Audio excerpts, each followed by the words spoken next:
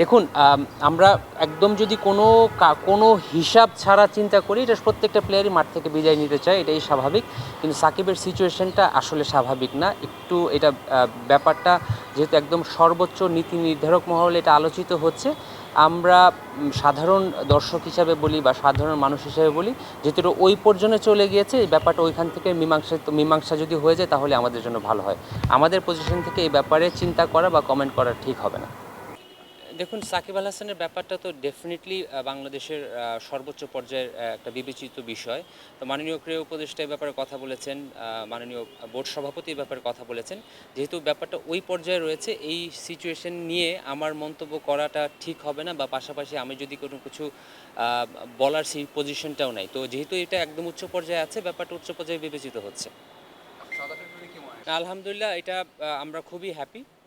Bangladesh cricket board এই pre series যে রেকিটা team এসেছিল, আমরা তাদের যে রিকোয়ারমেন্টগুলো ছিল সেই ব্যাপারে খুবই সচেতন ছিলাম, এবং ইন্টার ডিপার্টমেন্ট কোঅর্ডিনেশনটা খুব ভালো হয়েছিল। পাশাপাশি বাংলাদেশ সরকারের সংশ্লিষ্ট যে অংশগুলো ছিল, মন্ত্রণালয় থেকে শুরু করে বাংলাদেশ পুলিশ, বিশেষ করে বাংলাদেশ আর্মি, তারা আমাদের যথেষ্ট কোঅপারেশন করেছে, এবং সম্মিলিত প্রচেষ্টাতেই আমরা তাদের যে রিকোয়ারমেন্টগুলো সেগুলো ফুলফিল করতে পেরেছি, এবং দে আর ভেরি মাচ কনভিন্সড যে বাংলাদেশের সিরিজটা হতে কোনো সমস্যা নেই, এবং তারা সেভাবেই আমাদের জানিয়েছে, এবং আমাদের বাংলাদেশ ক্রিকেট বোর্ডকে ধন্যবাদ জানিয়েছে। তাদের যেই রিকোয়ারমেন্টগুলো ছিল সেগুলো আমরা ফুলফিল করতে পেরেছি, এবং তারা জানিয়েছে তাদের এই সিরিজ নিয়ে কোনো ধরনের কোনো সন্দেহ নেই।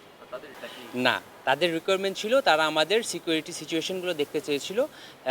এই সিরিজের ভেন্যু এটা বাংলাদেশ ক্রিকেট বোর্ডের ডিসিশন। বাংলাদেশ ক্রিকেট টিমের সাথে আলোচনা করে আমরা নর্মালি ভেন্যুগুলো সিলেক্ট করি। সো এই ভেন্যুর ব্যাপারে ওদের কোনো রিকোয়ারমেন্ট ছিল না। না, আমি এটা শুনিনি। আর কোনো টিমের কারো প্লেয়ারের খেলা বা না খেলার ব্যাপারটা সম্পূর্ণভাবে সিলেকশন কমিটির উপর ডিপেন্ড করে। তো টিমের সিলেকশনের ব্যাপারে সিলেকশন কমিটি যেটা ডিসিশন নেবে সেই অনুযায়ী তো দল হয় সচরাচর। না, প্রথমত আমরা খুবই খুশি, দীর্ঘদিন পরে বাংলাদেশে একটা হোম সিরিজ হতে যাচ্ছে। আনফর্চুনেটলি আমরা ওয়ার্ল্ড কাপটা আয়োজন করতে পারিনি।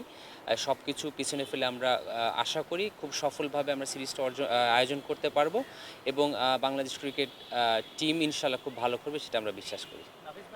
যেহেতু সম্মানিত ডিরেক্টরের ব্যাপারে মন্তব্য করেছেন এবং তার অবস্থানটা ক্লিয়ার করেছেন, ডেফিনেটলি বোর্ডের দৃষ্টিগোচর হয়েছে, উনি যেহেতু বলেছেন, এবং এইটা সর্বোচ্চ ফোরামে আলোচনা করে নিশ্চয়ই কোনো একটা ডিসিশন হবে এই ব্যাপারে। না, এই ব্যাপারে ব্যক্তিগতভাবে আমার নলেজে কোনো কিছু নেই, সো এই ব্যাপারে কমেন্ট করাটা আসলে আমার জন্য পজিশনটা ঠিক হবে না। যেহেতু অভিযোগগুলো এসছে, তার মানে না, দায়িত্ব অভিযোগগুলো আসলে অবশ্যই যারা দায়িত্বপ্রাপ্ত অবস্থা রয়েছেন তারা এ ব্যাপারে কথা বলবেন। এইটা আসলে আমার ডিপার্টমেন্টের ইস্যু না, এটা আমি বলতে পারবো না। আমার মনে হয় গতকালকে চেয়ারম্যান সিলেকশন প্যানেল ব্যাপারটা খুব ক্লিয়ার করেছেন।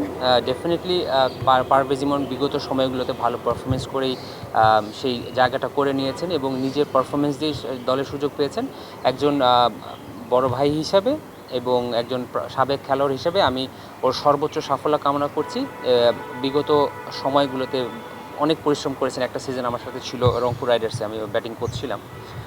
যথেষ্ট পরিশ্রম করেছে, এইচপিতে ভালো পারফরমেন্স করেছে, এই টিমে ভালো পারফরমেন্স করেছে, সেটার কারণে সুযোগ পাওয়া। আমি ওর জন্য অনেক শুভকামনা রাখছি।